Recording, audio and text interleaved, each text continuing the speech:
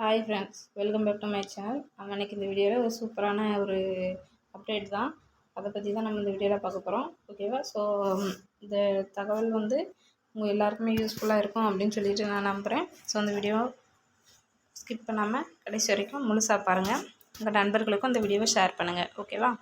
Okay, வாங்க வீடியோக்குள்ளே பார்க்கலாம். அதாவது போன வீடியோலேயே நம்ம பார்த்துருந்தோம், இந்த சத்துணவு துறையிலேருந்து வந்து சமையல் உதவியாளருக்கான காலி பணியிடங்களை நிரப்ப போகிறதா அறிவிச்சிருந்தாங்க. ஸோ அது எந்தெந்த டிஸ்ட்ரிக்ட்லலாம் இருக்குது, எந்தெந்த டிஸ்ட்ரிக்ட்லலாம் வந்து அவங்க ரெக்ரூட்மெண்ட் பண்ண போகிறாங்க அப்படின்ற டீட்டெயில்ஸுமே வந்து நான் சொல்லியிருந்தேன். ஸோ ஆல் டிஸ்ட்ரிக்ட் எல்லாருமே வந்து அவங்கவுங்க அஃபீஷியல் வெப்சைட்டில் செக் பண்ணிக்கலாம் அப்படிங்கிற மாதிரி நான் சொல்லியிருந்தேன். ஸோ அதுக்கான லாஸ்ட் டேட்டு எல்லாமே கொடுத்துட்டாங்க. அப்ளை பண்ணுறதுக்கான டேட்டு, லாஸ்ட் டேட் எல்லாமே கொடுத்துட்டாங்க. எப்படி அப்ளை பண்ணணும் அப்படின்றதுன்னு சொல்லிட்டாங்க. எங்கே அப்ளிகேஷன் ஃபார்ம் எப்படி எடுக்கணும், எங்கே அப்ளை பண்ணணும் அப்படின்ற எல்லா தகவலுமே சொல்லியாச்சு. ஸோ நான் போன வீடியோலேயே நான் சொல்லிட்டேன், பார்க்காதவங்க அந்த வீடியோ பார்த்துக்கோங்க. ஸோ இப்போ இந்த வீடியோவில் நம்ம என்ன பார்க்க போகிறோம் அப்படின்னு பார்த்திங்க அப்படின்னா, அந்த சமையல் உதவியாளர், அதாவது சத்துணவு துறையிலேருந்து வந்திருக்கக்கூடிய அந்த சமையல் உதவியாளர் காலி பணியிடங்களுக்கான அப்ளிகேஷன் ஃபார்ம் வந்து நம்ம எப்படி அப்ளை பண்ணணும், அந்த விண்ணப்ப படிவத்தை வந்து நம்ம எப்படி நிரப்பணும் அப்படின்றத தான் நம்ம இந்த வீடியோவில் பார்க்க போகிறோம். ஓகேவா? ஸோ இங்கே வந்து பார்த்திங்க அப்படின்னா, சமீபத்தில் எடுக்கப்பட்ட புகைப்படம் அப்படின்னு சொல்லி இருக்கு இல்லையா, இந்த இதில் வந்து உங்களுடைய ஃபோட்டோ, பாஸ்போர்ட் சைஸ் ஃபோட்டோ வந்து நீங்கள் இதில் பேஸ்ட் பண்ணிக்கணும். நெக்ஸ்ட்டு வந்து பார்த்திங்க அப்படின்னா, மாவட்டம் கேட்டிருக்காங்க. நீங்கள் எந்த டிஸ்ட்ரிக்கோ அந்த டிஸ்ட்ரிக்கை வந்து நீங்கள் அதில் எழுதிக்கலாம். நெக்ஸ்ட்டு ஊராட்சி, ஒன்றியம், மாநகராட்சி, நகராட்சி அப்படின்னு கொடுத்துருக்காங்க. நீங்கள் எதில் வருவீங்க, நீங்கள் இருக்கிற பிளாக் வந்து மாநகராட்சியில் வருமா, நகராட்சியில் வருமா, இல்லை ஊராட்சி ஒன்றியத்தில் வருமா அப்படின்றத வந்து நீங்கள் தெரிஞ்சுக்கிட்டு அதில் வந்து அதையும் நீங்கள் எழுதிக்கோங்க. நெக்ஸ்ட்டு வந்து பார்த்திங்க அப்படின்னா, விண்ணப்பிக்கும் பள்ளி, எந்த ஸ்கூலில் உங்களுக்கு ஒர்க் வேணும், எங்கெங்கெல்லாம் காலி பணியிடம் அறிவிச்சிருக்காங்க, எந்தெந்த வகுப்பு வாரியாக அறிவிச்சிருக்காங்க அப்படிங்கிறத தெரிஞ்சுக்கிட்டு நீங்கள் எந்த ஸ்கூலில் ஒர்க் வேலை உங்களுக்கு வேணும் அப்படின்னு நீங்கள் அப்ளை பண்ண போகிறீங்களோ அந்த ஸ்கூலோட நேமை வந்து நீங்கள் அதில் எழுதிக்கோங்க.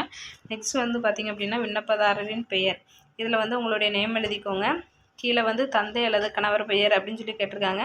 ஸோ உங்களுடைய அப்பா இல்லைனா கணவர் 2 பேரில் யாராவது ஒருத்தவங்களுடைய பேரை வந்து நீங்கள் அதில் எழுதிக்கலாம். நெக்ஸ்ட்டு வந்து கைபேசி எண், உங்களுடைய மொபைல் நம்பர் நீங்கள் அதில் எழுதுகிற மாதிரி இருக்கும். அப்புறம் விண்ணப்பதாரரின் இருப்பிட முகவரி அப்படின்னு சொல்லி கொடுத்துருக்காங்க. ஸோ உங்களுடைய ரேஷன் கார்டில் என்ன இருக்குதோ அதன்படி வந்து நீங்கள் உங்களுடைய அட்ரஸை வந்து அதில் எழுதிக்கலாம்.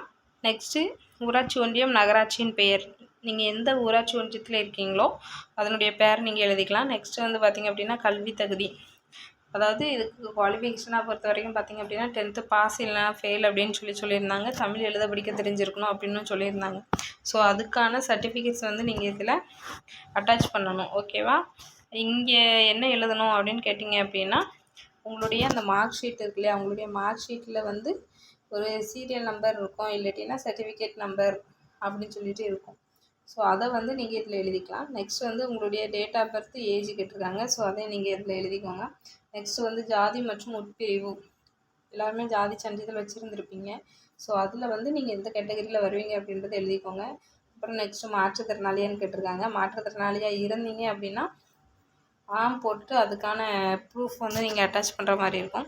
நெக்ஸ்ட்டு ஆதரவற்ற விதவை, கணவரால் கைவிடப்பட்டவங்க, அந்த மாதிரிலாம் இருந்தீங்க அப்படின்னா அதுக்குன்னு ஒரு சர்டிஃபிகேட் உண்டு. அந்த சர்டிஃபிகேட் வச்சுருந்தீங்க அப்படின்னா இதுக்கு நீங்கள் ஆம் போட்டுட்டு அந்த சர்டிஃபிகேட்டையும் நீங்கள் வந்து அட்டாச் பண்ணிக்கலாம்.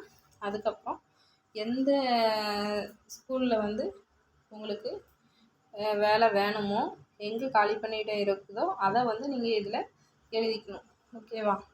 நெக்ஸ்ட்டு வந்து நீங்கள் ஒர்க் பண்ணக்கூடிய அந்த சத்துணவு அந்த ஸ்கூலோட தூரமும், உங்கள் வீட்டில் இருந்து ஸ்கூலுக்கும் உங்கள் வீட்டுக்கும் எவ்வளோ தூரம், இங்கே இருக்கிற இருப்பிடத்துக்கும் எவ்வளோ தூரம், உங்களுடைய பணியிடத்துக்கும் இருப்பிடத்துக்கும் எவ்வளோ தூரம் அப்படின்னு சொல்லி கேட்டிருக்காங்க. ஸோ அதை நீங்கள் இதில் மென்ஷன் பண்ணிக்கோங்க.